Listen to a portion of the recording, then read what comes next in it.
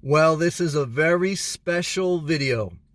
This is my first Patreon personalized request video for my first Patreon that I got this week with the YouTube tag name, I Love to Drive. So one is, thank you, I Love to Drive, for being a supporter on Patreon. You're my first one. So it's a special thing. I'm thankful for it. And part of being a Patreon is once per month, my Patreons can request a personalized video dedicated to them based on a topic they want me to structure the video around. So this video is going to be dedicated to I Love to Drive, my first Patreon, and I'm going to read to you her request for the video topic. So she goes, "Hello, Sam. Can you do a video about the disease to please people?" I like how she phrased that. "How toxic it is to go around looking for approval from people when the inner child was traumatized growing up. Childhood trauma and how to overcome it. Thanks." And again, the tag name is I Love to Drive. That's her name. So there's some interesting wording in how she phrased the request. It tells me a level of intelligence and self-awareness. So number one is, she phrased it, the disease to please people. So right away, there's a self-awareness that there's something wrong with always wanting to please people, because she used the descriptive word disease. And so that shows me that, again, there's a level of intelligence and there's a level of acknowledgement that we should not go around looking to always please people. That being said, it shows a compassionate, loving heart, a sensitive spirit when you want to please people, when you want to make people happy, or when you care.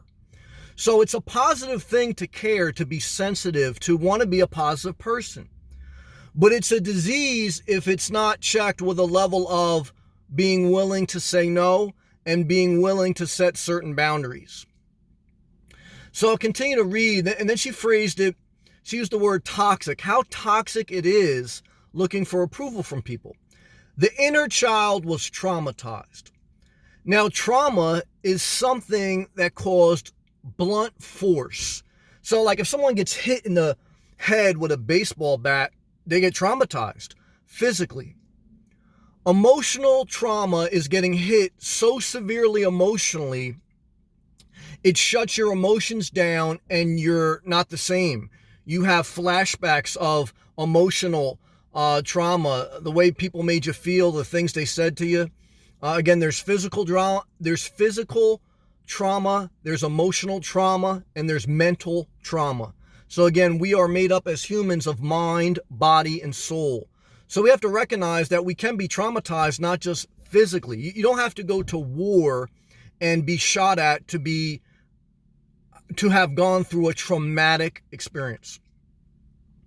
And then basically asking, how do we overcome it? So we broke it down on what it is. There's acknowledgement that we can't always please people, but it shows a caring heart. My mother lost her mother when she was just like 8 years old.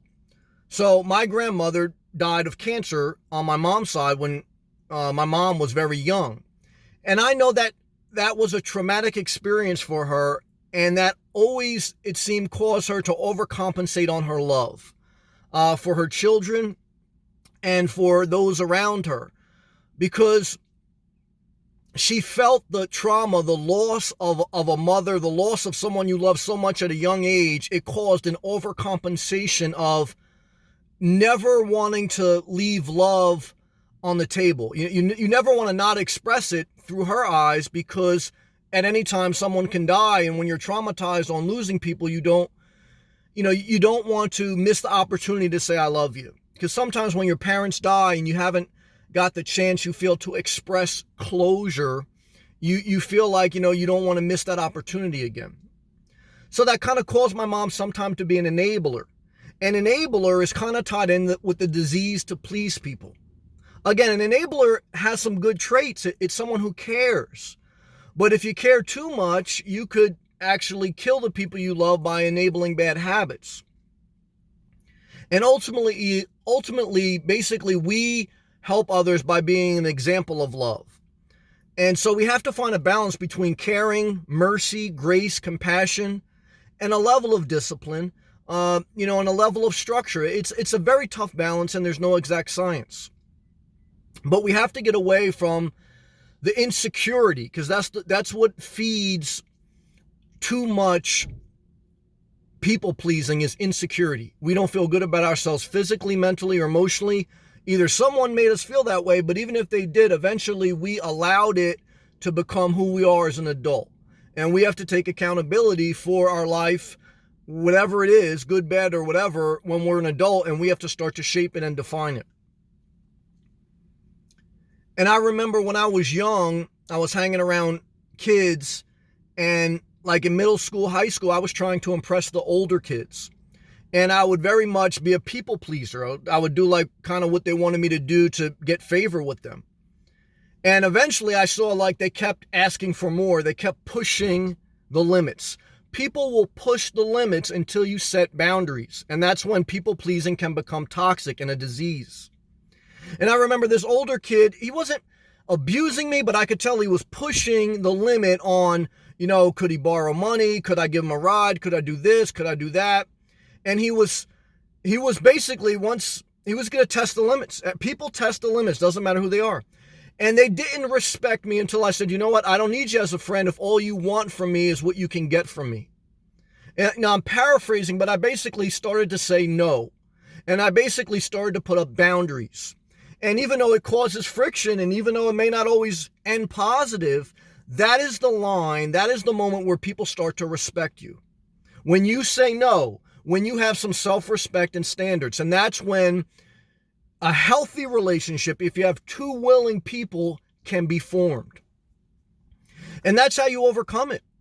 You learn to see the signs of when compassion, mercy, and love start to be too much, and people abuse your love and your compassion, and people want to push the limits, and you don't say no. But if you do say no, and you do put some structure up while still not losing your sweetness and your joy and your happiness and your love, you don't become hardened, but you just become, you become self-confident.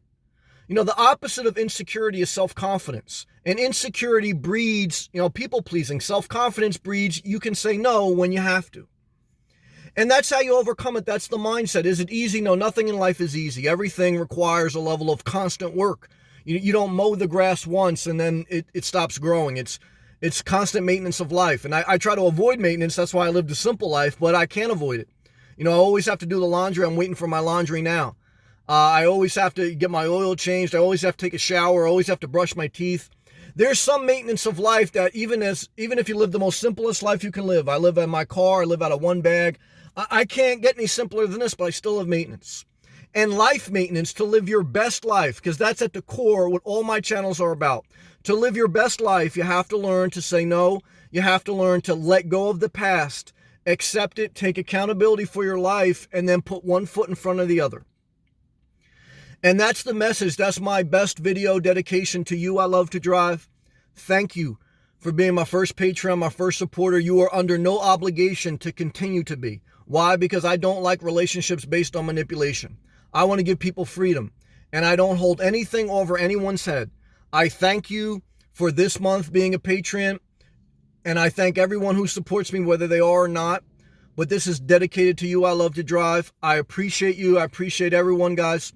Stay positive, live your best life, and keep pushing forward.